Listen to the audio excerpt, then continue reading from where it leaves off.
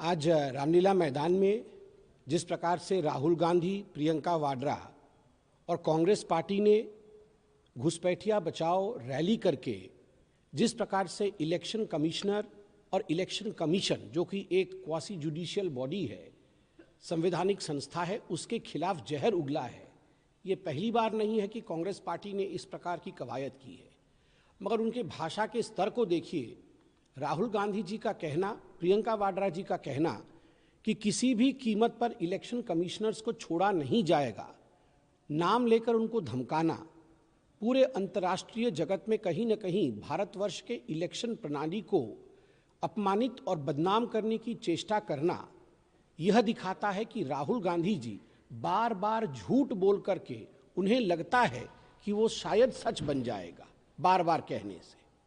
मगर आज मैं यहाँ याद दिलाना चाहूँगा कि सदन जो भारतवर्ष का सबसे बड़ा मर्यादा स्थल होता है, जहाँ देश के चुने हुए सांसद बैठकर डिबेट करते हैं, सदन में इस विषय को लेकर एसआईआर हो, वोट तथाकथित वोटों में किस प्रकार से हेराफेरी होती हो, ये जो आक्षेप कांग्रेस ने लगाया था, इस पर भारतीय जनता पार्टी की सरकार ने, बीजेपी की सरकार ने, जिसका अगुवाई माननीय मोदी जी करते हैं, उनकी सरकार ने इस पर डिबेट रखा था। संपूर्ण डिबेट के माध्यम से आपने देखा कि गृह मंत्री माननीय अमित शाह जी ने सच्चाई को आपके समक्ष परोसा।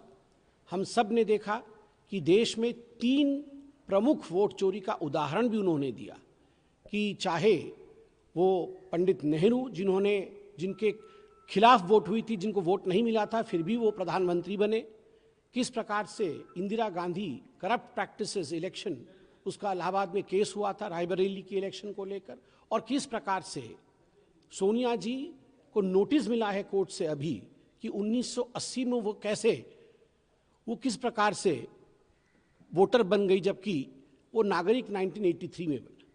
और पूरे विषय का विश्लेषण माननीय अमित शाह जी ने संपूर्ण रूप से किया था। मगर जब घुसपैठियों के विषय में अमित शाह जी ने बोलना शुरू किया तो कांग्रेस पार्टी वॉकआउट करके चली गई। आज फिर से उसी का एक स्वरूप रामलीला मैदान में कांग्रेस पार्टी का देखने को मिला है और जनता उस रैली में नदारद थी। मगर कुछ मैंने भी टीवी में देखा, कुछ चैनलों ने न्यूज़ भी चलाया, कुछ इस प्रकार के नारे लगे हैं जो कि बहुत आपत्तिजनक है, और कुछ इस प्रकार के वहाँ गेटअप में लोग आए थे। किसी को इलेक्शन कमिश्नर बनाया गया था, कैदी के रूप में दिखाया गया था, कोई पुलिस बन के आया था, घसीट के कैदी को लेके जा रहा था। यह भारतवर्ष की संस्थाओं के ऊपर, संवैधानिक कॉन्स्टिट्यूशनल इंस्टीट्यूशंस के ऊपर राहुल गांधी और उनकी पार्टी का प्रहार है। हम इसका घोर आपत्ति करते हैं और हिंदुस्तान की जनता आपत्तिजनक बयान और जिस प्रकार से संस्थाओं के ऊपर हमला हो रहा है, चाहे वो जजेस हों, आपने देखा है अभी कुछ दिन पहले हाई कोर्ट के जस्टिस के ऊपर भी किस प्रकार से एक इम्पीचमेंट प्रोसीडिंग शुरू किया गया है।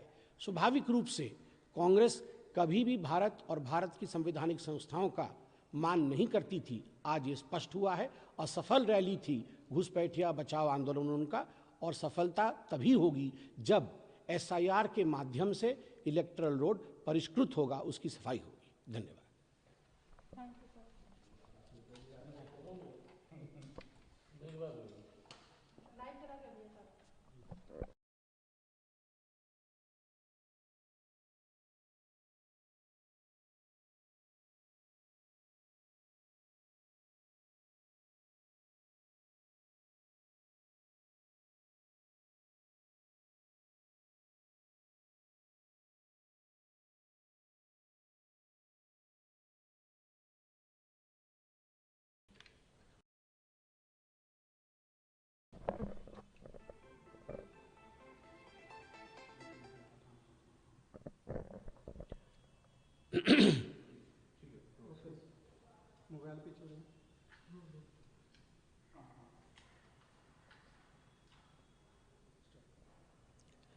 आज रामलीला मैदान में जिस प्रकार से राहुल गांधी, प्रियंका वाड्रा और कांग्रेस पार्टी ने घुसपैठिया बचाओ रैली करके जिस प्रकार से इलेक्शन कमिश्नर और इलेक्शन कमीशन, जो कि एक क्वासी जुडिशियल बॉडी है, संवैधानिक संस्था है, उसके खिलाफ जहर उगला है।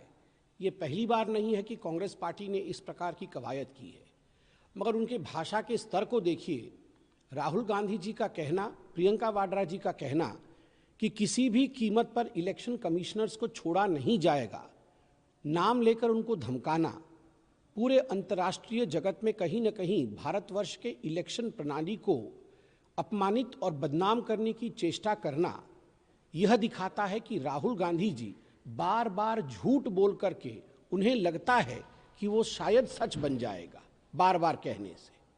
मगर आज मैं यहाँ याद दिलाना चाहूँगा कि सदन जो भारतवर्ष का सबसे बड़ा मर्यादा स्थल होता है, जहाँ देश के चुने हुए सांसद बैठकर डिबेट करते हैं, सदन में इस विषय को लेकर SIR हो, वोट तथाकथित वोटों में किस प्रकार से हेराफेरी होती हो, ये जो आक्षेप कांग्रेस ने लगाया था, इस पर भारतीय जनता पार्टी की सरकार ने, बीजेपी की सरकार ने, जिसका अगुवाई माननीय मोदी जी करते हैं, उनकी सरकार ने इस पर डिबेट रखा था। संपूर्ण डिबेट के माध्यम से आपने देखा कि गृह मंत्री माननीय अमित शाह जी ने सच्चाई को आपके समक्ष परोसा।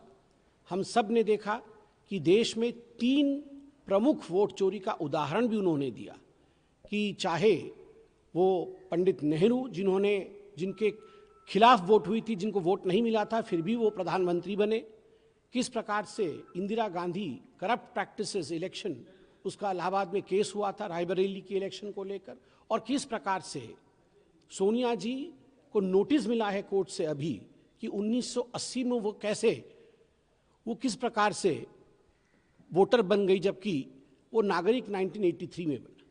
और पूरे विषय का विश्लेषण माननीय अमित शाह जी ने संपूर्ण रूप से किया था। मगर जब घुसपैठियों के विषय में अमित शाह जी ने बोलना शुरू किया तो कांग्रेस पार्टी वॉकआउट करके चली गई। आज फिर से उसी का एक स्वरूप रामलीला मैदान में कांग्रेस पार्टी का देखने को मिला है और जनता उस रैली में नदारद थी। मगर कुछ मैंने भी टीवी में देखा, कुछ चैनलों ने न्यूज़ भी चलाया, कुछ इस प्रकार के नारे लगे हैं जो कि बहुत आपत्तिजनक है, और कुछ इस प्रकार के वहाँ गेटअप में लोग आए थे। किसी को इलेक्शन कमिश्नर बनाया गया था, कैदी के रूप में दिखाया गया था, कोई पुलिस बन के आया था, घसीट के कैदी को लेके जा रहा था।